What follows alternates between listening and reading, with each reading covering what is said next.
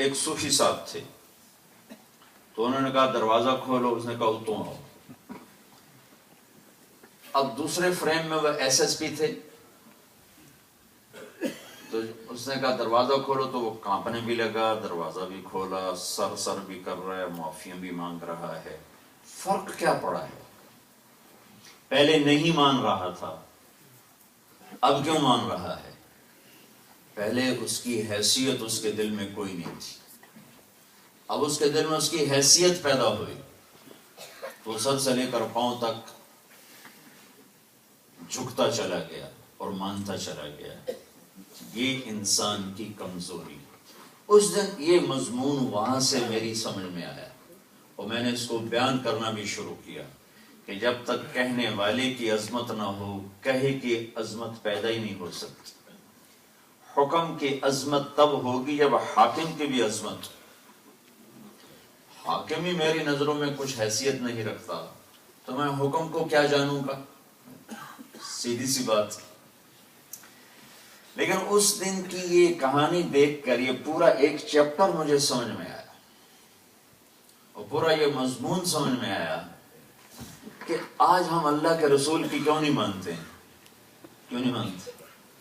کہ ان کی عظمت نکل گئی۔ اللہ کی کیوں نہیں مانتے؟ عظمت نکل گئی۔ 13 سال اللہ نے اپنے اور اپنے نبی کی عظمت بٹھائی، کوئی حکم نہیں سنایا۔ مکہ میں 13 سال کوئی حکم نہیں سنایا۔ اللہ بہت بڑا ہے، میرا نبی بہت عظیم ہے، یہ 2 باتیں اللہ اندر بھرتے رہے اور دل دماغ جھکتے گئے۔ جب دونوں ہستیوں کا تاثر 100% دل دماغ پہ چھا گیا، پھر مدینے کی زندگی میں اللہ نے کہنا شروع کیا، یہ کرو جی کریں گے، یہ نہیں کرنا جی نہیں کریں گے، چلو جی چلیں گے، رکو جی رکیں گے، ہٹو جی ہٹیں گے، بیٹھو جی بیٹھیں گے، مرو جی مر جائیں گے، دے دو دے دیں گے۔ پھر وہاں ہر شے ختم ہو گئی۔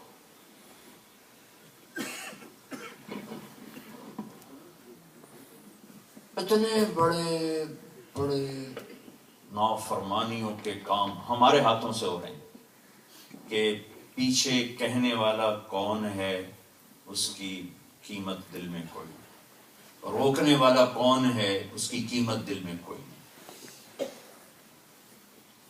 جس دن رات کو پردے کا حکم آیا، رات کو، تو کافی گھروں میں پتہ چل گیا، کچھ گھروں میں نہیں پتہ چلا۔ جن گھروں میں پتہ چل گیا وہ خواتین پردے میں آئیں نماز پڑھنے مسجد۔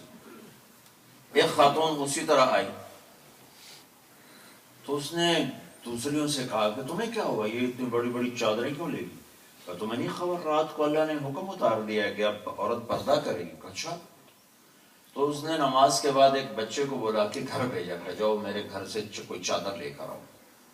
وہ گھر گیا، چادر لے، وہ لپٹ کر باہر گئیں اور گھر پہنچی تو خامن نے کہا کہ تمہیں تو خبر نہیں تھی، وہاں جا کے پتہ چلا تھا تو آ کے پھر شروع کر دیتی۔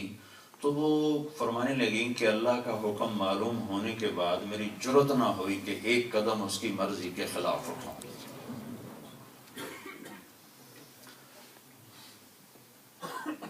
تو یہ اس سے پہلے ایک گراؤنڈ تیار ہو چکا تھا۔ اب ہماری عورت کہتی کہاں لکھا ہے پردہ کرو، تو اس کو پردہ سمجھانے کی ضرورت نہیں ہے، اس کو پہلے اللہ اس کا رسول سمجھانے کی ضرورت ہے۔ کہاں لکھا ہوا شراب حرام ہے، اس کو شراب سمجھ کے حرام سمجھانے کی ضرورت نہیں، اس کو پہلے اللہ اس کا رسول بتانے کی ضرورت ہے۔ کتنی دکانیں مسلمانوں نے شرابوں کی کھولی ہوئی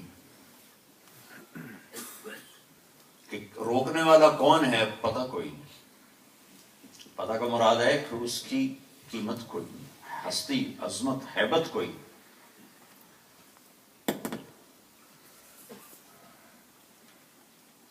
تو حکم سے پہلے حاکم کی عظمت کا دل میں اترنا بڑا ضروری ہے، ورنہ حکم بیکار ہو جائے گا، بے قیمت ہو جائے گا۔ تو تبلیغ میں جو ہم مسائل نہیں بتاتے، جائز ناجائز نہیں بتاتے، اس لیے کہ ابھی لوگوں میں استعداد ہی نہیں ہے۔ جس نے کہا ہے یہ کرو پہلے اس کی ہم پہچان کرا رہے ہیں، جس نے کہا ہے یہ مت کرو پہلے ان کا تعارف کروا رہے ہیں، تو ان کو پہچانیں گے تو ان کے حکم کو بھی پہچانیں گے، ان کو پہچانیں گے تو ان کے روکنے کو بھی پہچانیں گے۔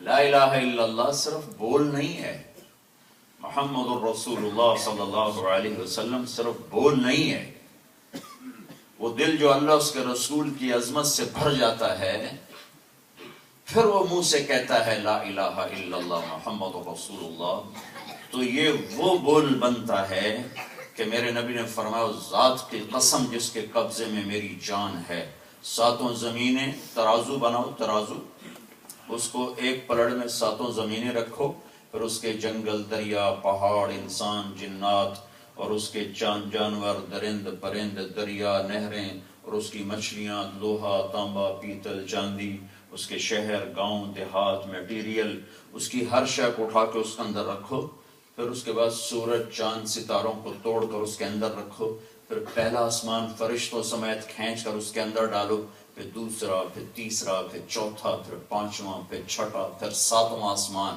ساتویں آسمان سے جنت شروع ہوتی ہے، جنت کو پکڑ کر بھی اس میں بٹھاؤ، پھر جہنم کو کھینچ کر اس کے اندر ڈالو، پھر اس کے اوپر عرش ہے، عرش کو کھینچ کر اس کے اندر ڈالو، کرسی کو کھینچ کر وسع کرسیہ السماوات والارض، اللہ کہتا ہے اس کی کرسی نے زمین آسمان کو گھیرے میں لیا ہوا ہے، اس کرسی کو اس کے اندر ڈالو، اللہ کے عرش کو ڈالو، پھر لوح محفوظ جس کی لمبائی چوڑائی کو اللہ کے سوا کوئی نہیں جانتا اس کو اس میں ڈالو، پھر قلم کو ڈالو، پھر جبریل کو بٹھاؤ، میکائیل کو بٹھاؤ، اسرائیل کو بٹھاؤ، اسرافیل کو بٹھاؤ، عرش کے فرشتوں کو بٹھاؤ، اور اللہ کے لشکروں کو بٹھاؤ، ساتوں آسمان کے فرشتوں کو بٹھاؤ، اس ساری ایک اللہ کو الگ کر دو، باقی ہر شے اس کے اندر ٹھونس دو، اور ادھر لا الہ الا اللہ ایک پرچے پہ لکھ کے دوسرے پلڑے میں ڈال دو، پھر یوں تولو تو میرے نبی کا فرمان ہے لرجحت بہن لا الہ الا اللہ، تو ذات کی قسم جس کے قبضے میں میری جان ہے، یہ لا الہ الا اللہ سب کو ہوا میں پھینک دے گا۔ کمال ہے، جو لا الہ الا اللہ ساری کائنات کو ہوا میں پھینک دے، وہ میرے اندر سے جھوٹ کو نہیں نکال رہا، وہ میرے اندر سے شراب کو نہیں نکال رہا، وہ میرے اندر سے نفرت کو نہیں نکال رہا، وہ میرے اندر سے غیبت کو نہیں نکال رہا، وہ میرے اندر سے نماز کی غفلت کو نہیں نکال رہا، وہ میرے اندر سے دھوکہ، خیانت، بددیانتی، زنا، جوے کو نہیں نکال رہا، وہ میرے اندر سے فرائض، میرے اندر سے حرام کو نہیں نکال رہا، حالانکہ یہی لا الہ الا اللہ محمد رسول اللہ ترازو میں ہو تو ساتوں آسمان کو یوں کر دے گا، تنکے کی طرح ہوا میں اڑا دے گا۔ اور یہ لا الہ الا اللہ میری زبان پر ہے، اللہ کا شکر ہے، میرے دل میں بھی ہے، اگرچہ دھندلا ہے لیکن ہے، شکر ہے، ہم اللہ کا شکر ہے مسلمان ہیں، منافق نہیں ہے، کافر نہیں ہے، مسلمان ہیں، کمزور مسلمان ہیں۔ تو جو لا الہ الا اللہ کائنات کو ہوا میں اڑا دے، وہ لا الہ الا اللہ میری زبان سے جھوٹ کو نہیں ہوا میں اڑا دے، میرے ہاتھوں سے ظلم کو نہیں نکلنے دے رہا، مجھے پیسے کی غلامی سے نہیں نکلنے دے رہا، مجھے پونڈ کی غلامی سے نہیں نکلنے دے رہا، کہ لا الہ الا اللہ کو نہ سیکھا، نہ جانا، نہ سمجھا۔ ایک بچہ ڈاکٹر بنا، اس لائن میں محنت کرتے کرتے کہاں تک پہنچا، کوئی تاجر بنا، کوئی سائنسدان بنا، کوئی انجینئر بنا، کوئی دکاندار بنا، کوئی کتنے کام آپ سب لوگ کر رہے ہیں، ہم سب کر رہے ہیں، ہم نے اپنے اپنے کاموں میں کتنی جان لگائی، کتنی محنت کی، اللہ اس کے رسول کو جاننے کے لیے کوئی جان لگائی، کوئی وقت لگایا، کوئی محنت کی، کوئی سیکھا، کوئی ان سے عشق و محبت، کوئی ان سے تعلق محبت بنانے کی کوشش کی۔ یہ تو ہماری لاٹری نکلی کہ اللہ نے ہمیں ماں کے پیٹ سے نکالا تو کلمہ دے دیا۔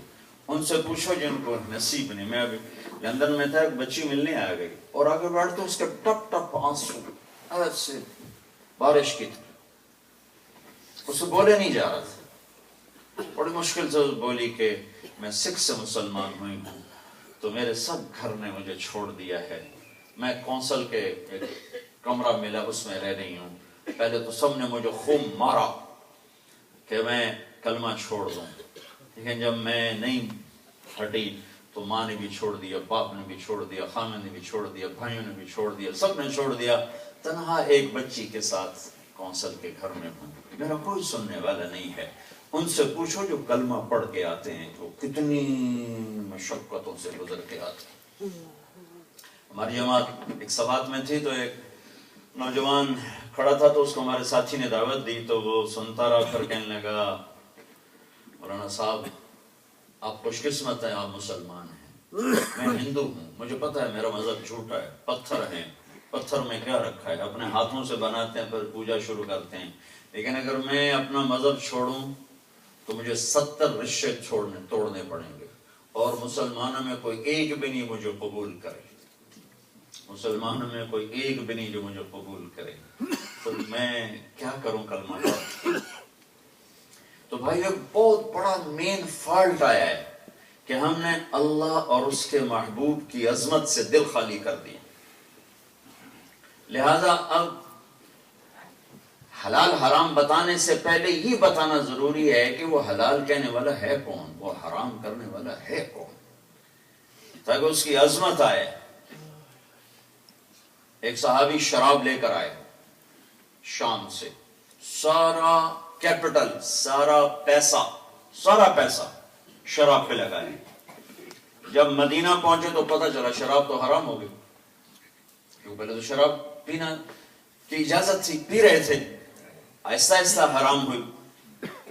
تو جب یہ مدینہ پہنچے تو پتہ چلا کہ وہ شراب کے تو حرام، فَهَلْ أَنْتُمْ مُنْتَهُونَ، چھوڑ دو اب۔ تو وہ بڑے بڑے وہ لائے تھے مشکیزوں میں بھر کے، تو انہوں نے خنجر اٹھایا اور ان کو پھاڑنا شروع کیا۔ ایک نے کہا بھائی سرکہ بنا دے، سرکہ بنا کے بھیج، اس میں نمک ڈالو تو اس کا ساری تاثیر ختم ہو جاتی، وہ سرکہ بن جاتا، وہ شراب رہتی نہیں۔ کہا بھائی سرکہ بنا کے بھیج دے، کہا نہیں، جب میرے اللہ نے کہہ دیا چھوڑ دو تو میں کوئی 2 نمبری نہیں کروں گا، حالانکہ 2 نمبری نہیں تھی یہ، میں کوئی 2 نمبری نہیں کروں گا، بس اب حرام ہے تو حرام ہے۔ ساری زندگی کی کمائی اپنے ہاتھوں سے پھینک کے خالی ہاتھ کھڑے ہو گئے، کہ وہ جانتے تھے کہ روکنے والا کون ہے اور بتانے والا کون ہے، انہیں اللہ کا بھی پتا تھا اور اللہ کے رسول کا بھی پتا تھا۔ آج کی امت نہ اللہ کو جانتی ہے نہ اس کے محبوب کو جانتی۔ اللہ کو جانتے تو یوں نافرمانیوں کے بازار گرم نہ ہوتے، اللہ کے رسول کو جانتے تو یوں آپس میں ٹکرا کے فرقہ واریت کا شکار نہ ہوتے اور نفرتوں کی آگ نہ بھڑکاتے۔ کافر ہمیں کیا نقصان پہنچائے گا جو آپس میں گلے کاٹ کے ایک دوسرے کو تباہ و برباد کر کے رکھ دیا ہے، کہ ان ہستیوں کا پتہ نہیں ہے۔ تو لا الہ الا اللہ محمد الرسول اللہ، لا الہ الا اللہ میں بھی 12 حرف ہیں اور محمد الرسول اللہ میں بھی 12 حرف ہیں۔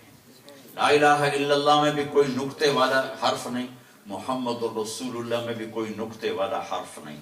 حرف کی 2 قسمیں ہیں، ایک جن پر نقطہ ہو، با، تا، ثا، جیم، خا، زال، شین، ضا، ضاد، یہ سارے نقطے والے ہیں، یہ کمزور حرف ہوتے ہیں۔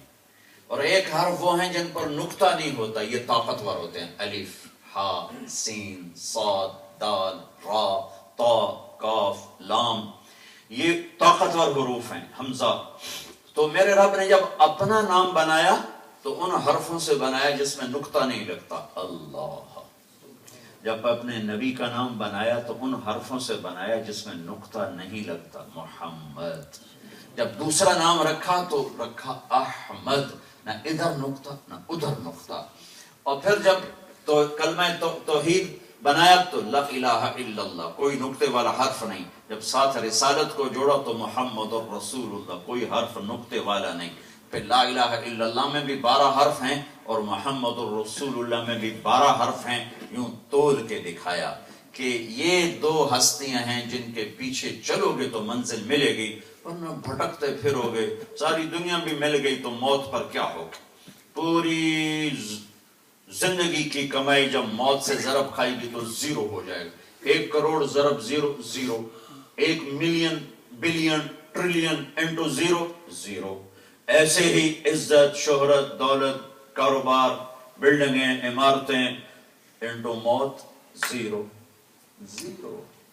ادھر آنکھ بند ہوئی اور ساتھ ہی مولانا طارق جمیل کا ٹائٹل اتر کے میت شروع ہو گیا، میت، میت کب